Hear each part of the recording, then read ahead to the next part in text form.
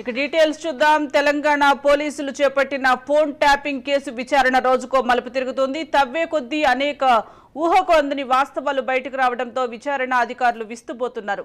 నాటి ప్రభుత్వ పెద్దల మేరకు ఫోన్ ట్యాపింగ్ బాధ్యతలు చేపట్టిన special intelligence branch DSP Praneeth Rao, అతని బృందం స్వామి కార్యంతో పాటు స్వకార్యము చక్కబెట్టుకునేందుకు విషయం తాజాగా వెలుగులోకి వచ్చింది. మావోయిస్టు కార్యకలాపాలను పసిగట్టేందుకు వాడే అత్యాధునిక పరికరాలను విదేశాల నుంచి తెప్పించి వాటి సహాయంతో స్థిరాస్తి వ్యాపారులు, హవాలా వ్యాపారులు, సినీ నటులు, రాజకీయవేత్తలను టార్గెట్ చేసుకుని వందల కోట్ల ఆర్జనే లక్ష్యంగా పనిచేసింది. తమ ప్రణాళికలో భాగంగా ప్రణీత్ రావు బృందం రోజువారీగా హవాలా మార్గంలో డబ్బు, బంగారం చేరవేసే ముఠాల మీద కన్నేసింది. వారి ఫోన్ సంభాషణలను దొంగచాటుగా వింటూ హఠాత్తుగా దాడి చేసి పెద్ద మొత్తంలో నగదు స్వాధీనం చేసుకుంది. లెక్కలో లేని ఆ సొమ్ము గుర్తించి పోలీసు స్టేషన్లో ఫిర్యాదు చేయడానికి వారు ముందుకు రారు కనుక వారిని బెదిరించి అందిన కాడికి బృందం దండుకుంది. గత అసెంబ్లీ ఎన్నికల వేళ తెలంగాణలో 40 రోజుల వ్యవధిలోనే పోలీసులు సుమారు 350 కోట్ల రూపాయల నగదు, 300 కేజీల బంగారం స్వాధీనం చేసుకున్నారు. ఈ అక్రమ లావాదేవీలు, నగదు తరలింపు వ్యవహారాన్ని ప్రణీత్ రావు టీం పెద్ద ఆదాయ వనరుగా మార్చుకున్నారనే ఆరోపణలు రావడంతో గత అసెంబ్లీ వేళ పట్టుబడిన హవాలా వ్యాపారులను ఇప్పుడు పోలీసులు పిలిపించి విచారించనున్నారు. నాడు విపక్షంలో రేవంత్ రెడ్డిని టార్గెట్ గా చేసుకుని ప్రణీత్ రావు టీం పనిచేసింది. ప్రైవేటు దందాలతో పోగు చేసిన సొమ్ముతో కేంద్ర ప్రభుత్వ అనుమతి లేకుండా రవిపాల్ అనే టెకీ సాయంతో ఇజ్రాయెల్ నుంచి 30 కోట్ల రూపాయల విలువైన నిఘా పరికరాలను కొనుగోలు చేసిన నాటి ఉన్నతాధికారులు రేవంత్ రెడ్డి ఇంటికి సమీపంలో ఓ ఇల్లు అద్దెకు తీసుకుని అక్కడి నుంచి ఆయన ప్రతి కదలికను గమనిస్తూ వచ్చారు. ఆ పరికరం సాయంతో 300 మీటర్ల మేర గల ఫోన్లు, కంప్యూటర్లలోని సమాచారాన్ని ప్రణీత్ రావు బృందం కాజేసింది. రోజు రేవంత్ రెడ్డి పార్టీ నేతలతో, సన్నిహితులతో, కుటుంబ సభ్యులతో మాట్లాడిన మాటలను ట్యాప్ చేసి రోజువారీగా బాసులకు చేరవేసేవారు. దీనికోసం రవిపాల్కు నిఘా విభాగంలో కన్సల్టెంట్ అనే పోస్ట్ క్రియేట్ చేయడంతో పాటు పెద్ద మొత్తాలు ముట్టజెప్పారు. ఈ నేపథ్యంలో రవిపాల్ను దర్యాప్తు అధికారులు విచారించనున్నారు. ఒకేసారి వేలాది ఫోన్లను ట్యాప్ చేసేందుకు కూడా నిఘా విభాగపు పెద్దలు వ్యూహాలు రచించారు. దీనికోసం నల్గొండకు చెందిన పోలీసు అధికారి శ్రీనివాస్ నాయకత్వంలో ఓ బృందం పనిచేసింది. వీరు అమెరికా నుంచి 40 మంది సైబర్ నిపుణులను పిలిపించి కొందరికి అందులో శిక్షణ ఇప్పించారు. ఉద్యోగ సంఘాల నేతలు, ప్రముఖులు, వ్యాపారులు ఇలా ఒకే సమయంలో వేలాది ఫోన్లలోని డేటా కాజేశారనే వివరాలు విచారణలో బయటకు వస్తున్నాయి. ప్రణీత్ రావు బృందం హైదరాబాద్లో వజ్రాలు, స్థిరాస్తి, ఫార్మా, సాఫ్ట్వేర్ రంగాలకు చెందిన 36 మంది ఫోన్లను ట్యాప్ చేసి వారిని పిలిపించి వారు మాట్లాడిన ఆడియో, వీడియో క్లిప్లను వారి ముందుంచి అందిన కాడికి దండుకుంది. అంతటితో వదిలిపెట్టకుండా అధికార పార్టీకి ఎలక్టోరల్ బాండ్లు కొని అందివ్వాలని హుకుం జారీ చేసింది. ఈ క్రమంలో 100 కోట్ల రూపాయలు నిధులు అధికారిక పార్టీకి వచ్చేలా చేసింది. ఇష్టారాజ్యంగా ఫోన్ ట్యాపింగ్కు పాల్పడే క్రమంలో ప్రణీత్ రావు బృందం సినీ ప్రముఖులను వదిలిపెట్టలేదు. టాలీవుడ్లో మంచి పేరున్న ఓ ప్రముఖ నటి ఫోన్ను ట్యాప్ చేశారని, కొత్తగా పెళ్లైన ఆ నటి వ్యక్తిగత వివరాలను బయటపెట్టడం వల్లనే ఆమె వివాహ బంధం విచ్ఛిన్నమైందనే వార్తలు వినిపిస్తున్నాయి. కొందరు సినీ నటుల నగదు రూపంలో తీసుకుంటున్న భారీ పారితోషికాలు, వారి వ్యాపార వివరాలు, విపక్ష పార్టీల నేతలతో వారి సంభాషణల వివరాలను ప్రణీత్ రావు బృందం ఎప్పటికప్పుడు ప్రభుత్వ పెద్దలకు చేరవేసినట్లు సమాచారం. ప్రణీత్ రావు కొనుగోలు చేసిన పరికరాల ఉచ్చులో ఎంపీ సంతోష్, కేసీఆర్ కుమార్తె కవిత, హరీష్ రావు కూడా చిక్కుకున్నట్లు తాజాగా వెల్లడైంది. 2019-20లోనే హరీష్ రావు ఫోన్ ట్యాప్ చేశారని, అయితే దీనిని పసికట్టడంతో తర్వాత వెనక్కి తగ్గారని తెలుస్తోంది. కానీ అదే హరీష్ రావు తర్వాత రోజుల్లో తన ప్రత్యర్థుల కోసం ప్రణీత్ రావు బృందం సేవలను వాడుకున్నారని తెలుస్తోంది. అలాగే కవిత ఫోన్ ట్యాపింగ్ చేసిన కారణంగా చాలా కాలం కేటీఆర్తో ఆమెకు దూరం పెరిగిందని, ఇదే బాటలో ఎంపీ సంతోష్ రావు నెట్వర్క్ను ప్రణీత్ రావు బృందం ఫాలో అయిందనే వార్తలు వినిపిస్తున్నాయి.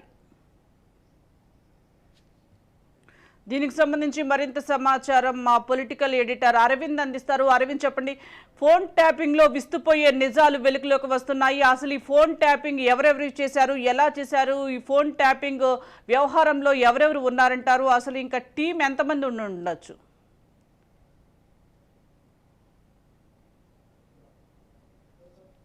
చూస్తే పొలిటికల్ అత్యంత అంశంలో చాలా వివాదాలు ఉన్నాయి. చాలా వివాదాలు అంటే ఈ చాలా వివాదాలు రకరకాల అంశాల చుట్టూ తిరుగుతున్నాయి.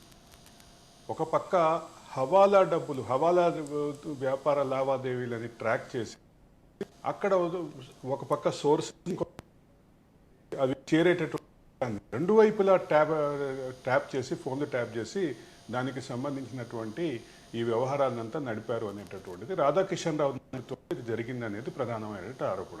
అయితే బేగం బజార్ కేంద్రంగా ఉండేటటువంటి కొంతమంది వ్యాపారస్తులు అదే సందర్భంగా హవాలా బదిలీని ఆధారపడి ఇప్పుడు ఆచూకీ కూడా తెలియని పరిస్థితి అనేది ప్రధానంగా తెలుస్తోంది. ఇది వీళ్ళకి సహాయటువంటి వాళ్ళ పేర్లు పలువురు ఇప్పుడు దాంట్లో వ్యక్తి ఒక సాంబశివరావుకి సంబంధించినటువంటి పొలిటికల్ అంటే రాజకీయ పరమైనటువంటి అనుబంధాలను అన్ని పార్టీలతో కొనసాగిస్తుంది. ప్రధానంగా ఈ ఏదైతే టీం ఉందో ఈ టీం ద్వారా ఆయన కొంత ఆర్గనైజ్ చేసినట్టుగా విమర్శలు ఉంది.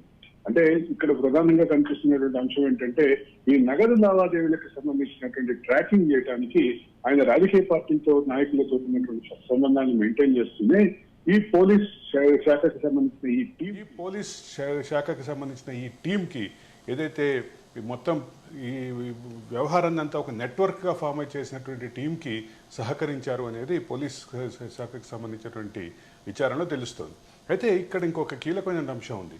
ఒక పక్క తిరుపతన్న, భుజంగరావు, ప్రభాకర్ రావు, రంజిత్ వీళ్ళందరికీ సంబంధించినటువంటి ఫోన్లని, వాళ్ళ ఫోన్లకు సంబంధించిన కాల్ డేటాని పరిశీలిస్తే, అదే సందర్భంలో వాట్సాప్స్ పరిశీలిస్తే ఈ సాంబశివరావుతో పాటు మరికొంతమంది పేర్లు కూడా బయటకు వస్తున్నటువంటి పరిస్థితి. సుజాత. అరవింద్, అలాగే సినీ ప్రముఖులతో పాటు ఇటు రాజకీయ నాయకులు కానీ వ్యాపారవేత్తలను కూడా ఎవరిని వదిలిపెట్టకుండా ఈ ఫోన్ ట్యాపింగ్ చేశారు. మరలా వాడిని బ్లాక్మెయిల్ కూడా చేయడం కూడా జరిగినట్లుగా తెలుస్తోంది. ఇంత పెద్ద ఎత్తున భారీగా ఈ ఫోన్ ట్యాపింగ్ అనేది అసలు ఎలా జరిగింది ఉండొచ్చు అంటారు?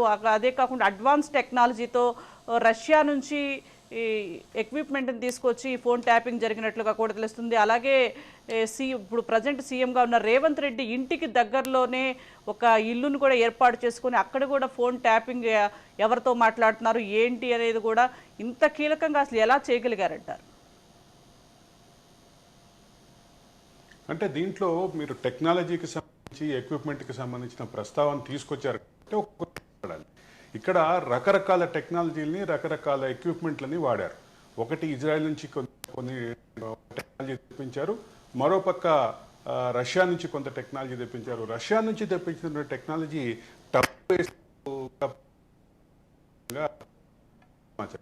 ఇప్పుడు సూత్రధారులుగా ఉన్నటువంటి వాళ్ళు బయటకు వస్తూ కొంతమంది పేర్లు వస్తే మిగతా పేర్లు కూడా బయటకు రావాల్సిన పరిస్థితి ఉంది. ఇప్పుడు అంటే రవిపాల్ కి సంబంధించినటువంటి పేరు ఇప్పటికే బయటకు వచ్చింది. అదే సందర్భంలో ఒక ఛానల్ ఎండికి శ్రవణ్ రావు అనే ఒక ఛానల్ ఎండికి సంబంధించినటువంటి పేరు కూడా బయటకు వచ్చినటువంటి పరిస్థితి. ఈ మొత్తం నెట్వర్క్ లో దీంట్లో కీలకంగా పనిచేసినటువంటి వాళ్ళు ఒకళ్ళేమో అంటే ఒకవైపు ఏమో దీనికి సంబంధించినటువంటి ఎక్విప్మెంట్ ని ఆపరేట్ చేసిన వాళ్ళు, సాఫ్ట్వేర్ ద్వారా చేసిన వాళ్ళు, వీళ్ళు ఒక భాగం అయితే వీళ్ళతో పాటు అంటే వ్యాపార సంస్థల్ని, వ్యక్తులని, రాజకీయ పార్టీల నాయకులని, వాళ్ళని దీని ఆధారంగా బెదిరించినటువంటి టీం. ఈ బెదిరింపు చేసినటువంటి టీంలో ప్రధానంగా వినిపిస్తున్నటువంటి పేరు సాంబశివరావుతో పాటు మరికొన్ని పేర్లు అయితే వినిపిస్తున్నటువంటి పరిస్థితి ఉంది. దీనికి సంబంధించిన పూర్తి స్థాయి క్లారిటీ అయితే రావాల్సింది. అయితే ఒకటైతే క్లియర్, ఎక్కడ బయలుదేరినా వివాదం మాత్రం ఖచ్చితంగా కేసీఆర్ చుట్టూ తిరుగుతోంది. ఇప్పుడు కొత్తగా మరొక అంశం కూడా వెలుగులోకి వస్తోంది. కేసీఆర్ ఫామ్ హౌస్లో అంటే సిద్దిపేటలో ఏర్పాటు చేసినటువంటి వార్ రూమ్ అనేది ఒక వార్త అయితే, పర్వతగిరి అంటే మన ఎర్రబెల్లి దయాకర్రావు నియోజకవర్గంలో ఉంటుంది పర్వతగిరిలో మరొకటి, అలాగే సిరిసిల్లలో కేటీఆర్ నియోజకవర్గంలో ఒకటి.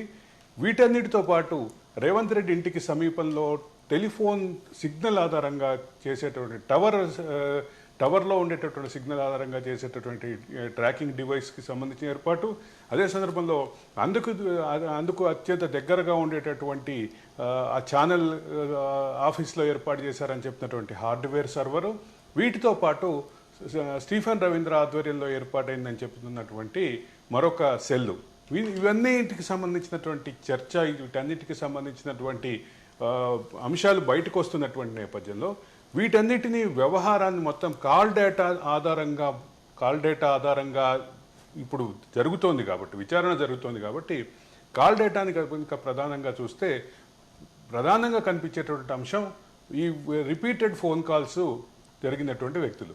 అందులో సాంబశివరావుకు సంబంధించిన పేరు ప్రముఖంగా వినిపిస్తోంది.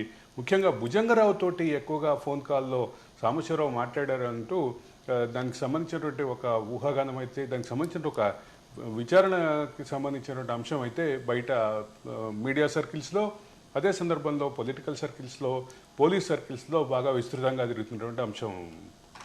సుజాత.